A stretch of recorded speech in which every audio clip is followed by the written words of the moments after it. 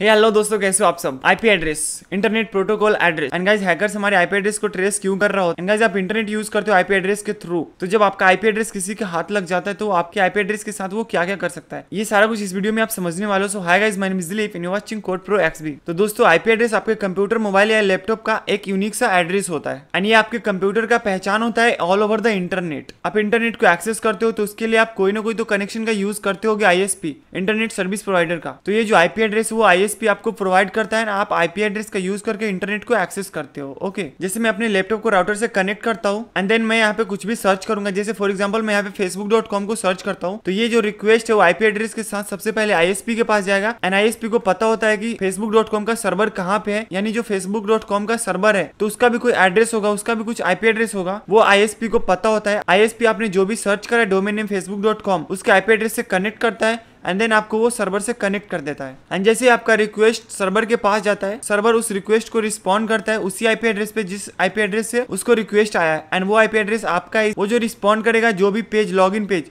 वो आपके कंप्यूटर में आके ओपन होगा। तो दोस्तों, जनरली आईपी एड्रेस दो टाइप्स के होते हैं, स्टैटिक एंड डायनामिक। तो हम लोग जो यूज करते हैं वो डायनामिक आईपी एड्रेस होता है। जो लोकल आईएसपी होता है उसके पास limited amount of IP address होता है एंड वो लोग खुद से आईपी एड्रेस को जनरेट नहीं करते हैं, उन लोगों को भी कहीं से परचेस करना होता है एंड देन वो लोग हमें सर्विस प्रोवाइड कर रहे होते हैं। जस्ट मान लो कि आपकी जो लोकेशन है वहाँ पे 200 इंटरनेट यूजर्स हैं एंड वहाँ के लोकल आईपी एड्रेस के पास सिर्फ 100 आईपी एड्रेस है, फिर भी वो सभी लोगों को सर्विस दे सकता है क्योंकि सभी लोग एक टाइम पे इंटरनेट का यूज नहीं कर रहे होते हैं। तो जो बंदा अभी इंटरनेट यूज कर रहा है उसको आईपी एड्रेस प्रोवाइड करेगा एंड जो बंदा इंटरनेट को बंद करेगा उसका आईपी एड्रेस किसी और को प्रोवाइड हो जाएगा। अगर सभी लोग एक टाइम पे इंटरनेट को एक्सेस करने लग जाते हैं तो गाइज उसके पास limited amount of IP address ISP के पास, तो वो सर्वर थोड़ी देर के लिए डाउन कर देगा, फिर बाकी लोग इंटरनेट से हट जाएंगे एंड देन वो सारा कुछ को कंटिन्यू रखेगा। तो इस तरीके से आईएसपी आपको इंटरनेट प्रोवाइड करता है एंड आपने कभी फील भी करा होगा कभी कभी इंटरनेट काम करना बंद कर देता है, तो वो इसी वजह से होता है कि आप में डेटा तो है बट आप इंटरनेट को एक्सेस नहीं कर सकते हो क्योंकि आपको आईपी एड्रेस प्रोवाइड नहीं करा है। एंड दोस्तों, स्टैटिक आईपी एड्रेस क्या होता है? स्टैटिक आईपी एड्रेस को परमानेंट आईपी एड्रेस भी बोलते हैं। ये सब आईपी एड्रेस सर्वर का होता है। फॉर एग्जांपल फेसबुक का सर्वर को आप देख सकते हो, वहाँ पे जो वेबसाइट है वो एक बार होस्ट हो रखा है एंड उसका जो आईपी एड्रेस है वो परमानेंट आईपी एड्रेस है। तो जैसे आप गूगल पे सर्च करते हो facebook.com, तो ये रिक्वेस्ट आईएसपी के पास जाता है। facebook.com एक डोमेन नेम है, इसको उसके आईपी एड्रेस से कनेक्ट करके आपको सर्वर तक पहुंचा देता है। अगर सर्वर का आईपी एड्रेस चेंज कर दिया जाए तो जो facebook.com आप सर्च करोगे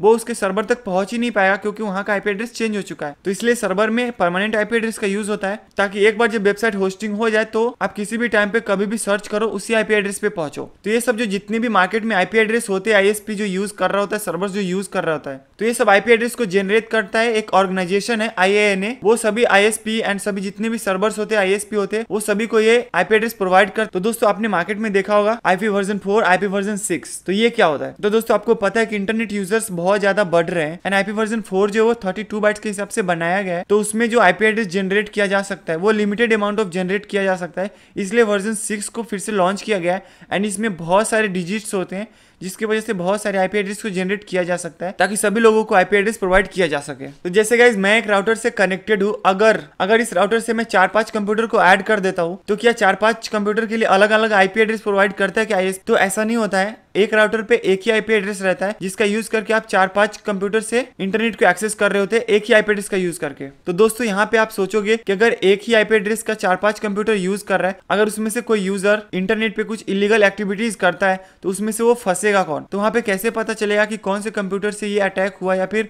इलीगल एक्टिविटी हुई है? तो दोस्तों, जब कंप्यूटर मैन्युफैक्चर होता है तो उसके अंदर एक लोकल एड्रेस को असाइन कर दिया जाता है जो कि परमानेंट होता है, जिसको आप चेंज नहीं कर सकते हो। फॉर एग्जांपल, यहाँ पे एक राउटर से 3 कंप्यूटर जुड़े हुए हैं एंड सभी कंप्यूटर के पास लोकल एड्रेस होता है। तो जिस भी कंप्यूटर से कोई सर्च करता है तो वो सबसे पहले राउटर के पास जाता है रिक्वेस्ट एंड फिर राउटर उस रिक्वेस्ट को अपने आईपी एड्रेस के साथ इंटरनेट से सर्वर से कनेक्ट करता है एंड फिर जो सर्वर रिस्पॉन्ड करता है वो प्रॉपर उसी कंप्यूटर में ओपन होगा जिस कंप्यूटर ने रिक्वेस्ट कर रहा है। एंड दोस्तों, यहाँ पे आप सोचोगे कि जो आईपी एड्रेस होता है हम लोगों को मिलता है वो डायनामिक आईपी एड्रेस। अगर आप सोचते होगे कि हम इससे अगर कुछ इंटरनेट पे जाके इलीगल एक्टिविटी करते हैं, जिस टाइम से जिस टाइम तक आप इंटरनेट को यूज करते हो उस टाइम पे आपको जो आईपी एड्रेस दिया जाता है उसका सारा हिस्ट्री, उसका सारा रिकॉर्ड आईएसपी के पास रहता है। जब भी आपके फोन या लैपटॉप से या फिर आपके आईपी एड्रेस से कुछ भी इलीगल एक्टिविटी होता है तो पुलिस आपको बैक ट्रैक इजीली कर सकता है। एंड गाइस जैसा कि मैंने बोला, अगर आप facebook.com को सर्च करते हो तो उसके सर्वर से आप कनेक्ट हो जाते हो एंड वो सर्वर का कुछ आईपी एड्रेस होता है। अगर आप गूगल में जाके आईपी एड्रेस को सर्च करते हो तो भी आपके सामने वही पेज ओपन होगा, बिकॉज आप उसी एड्रेस पे जा रहे हो, उसी सर्वर से कनेक्ट कर रहे हो, क्योंकि आप उसी सर्वर से रिक्वेस्ट कर रहे हो। ओके एंड अगर आपको पता करना है facebook.com का आईपी एड्रेस क्या है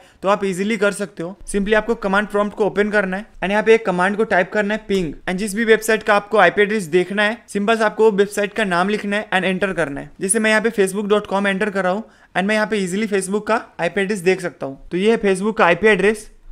अगर मैं यहाँ से कॉपी करता हूँ एंड मैं ब्राउजर में सर्च करता हूँ तो देख सकते हो आप, तो यहाँ पे फेसबुक का लॉगिन पेज ओपन हो रहा है।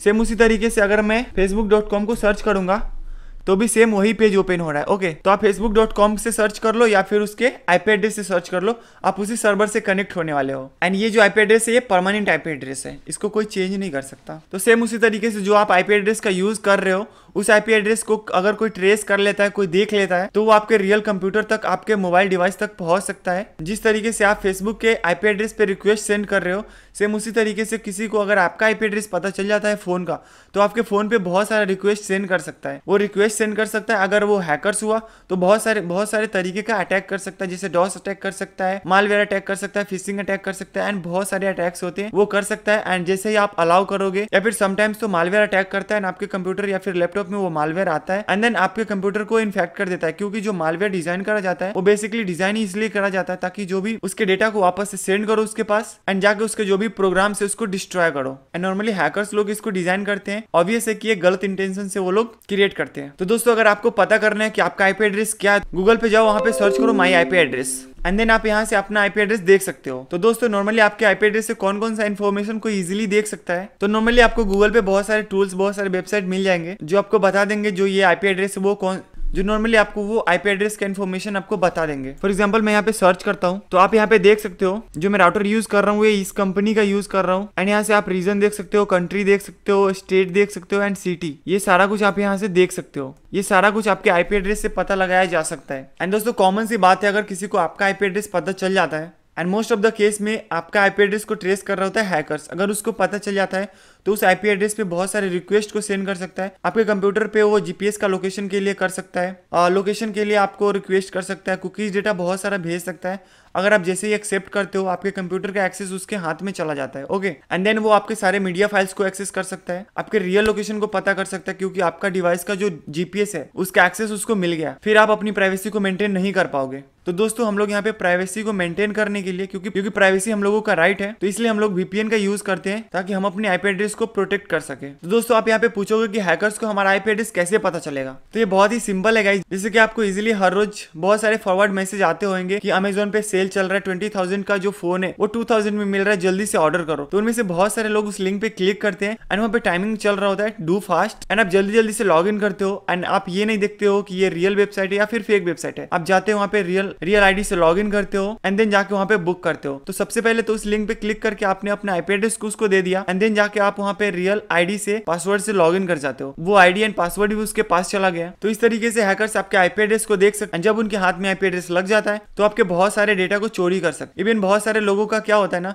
जो ईमेल आईडी होता है वही उनका यूजर नेम होता है एंड जो पासवर्ड होता है वही उनका पासवर्ड होता है। तो सोचो अगर आपका रियल ईमेल एंड पासवर्ड उसको पता चल जाता है, ईमेल पे बहुत सारे ओटीपी आते हैं तो वो ओटीपी का भी एक्सेस ले सकते हैं, तो आपके साथ बहुत बड़ा स्कैम हो सकता है। तो इसलिए कभी भी इस तरीके के लिंक पे क्लिक मत करना। एंड कभी इस तरीके का भी आता है रजिस्ट्रेशन फॉर्म, टाटा ने डिसाइड करा है कि 1 लाख कंप्यूटर वो लोगों में डिस्ट्रीब्यूट करने वाला है एंड लोग धड़ल्ले से उसके लिंक पे जाते हैं एंड खुद को रजिस्टर कर देते हैं, सारा bank detail, email ID, phone number, ये सारा कुछ दे देते हैं। तो लोग यहाँ पे खुद से ही इन्फॉर्मेशन देते हैं हैकर्स को एंड बाद में बोलते हैं कि भाई हमारा कंप्यूटर या फिर एंड बाद में बोलते हैं कि हमारे साथ फ्रॉड हो गया। तो दोस्तों ऐसा कोई कंपनी नहीं है जो फ्री में आपको सर्विस प्रोवाइड करता है, इवन ऐसा कोई नहीं होता है। इवन अगर कंपनी को इस तरीके की एक्टिविटी करना है तो उसके लिए प्रॉपर एक फॉर्मेट होता है, एनजीओ होता है, वो इस तरीके से अपना जो भी करना होता है वो करता है। तो दोस्तों कभी भी ऐसे वेबसाइट पे जाके अपना पूरा इन्फॉर्मेशन कभी भी मत देना। एंड कुछ लोग सोचते हैं कि भाई हम तो बहुत ही नॉर्मल इंसान है, हमारे साथ क्या कोई फ्रॉड कर सकता है। तो दोस्तों शायद आपको पता नहीं है, पर आपका जो इन्फॉर्मेशन उस रजिस्ट्रेशन फॉर्म में दे रहे हो, ईमेल एड्रेस, इवन अपना आईपी एड्रेस, ये सारा लोकेशन के साथ आपका जो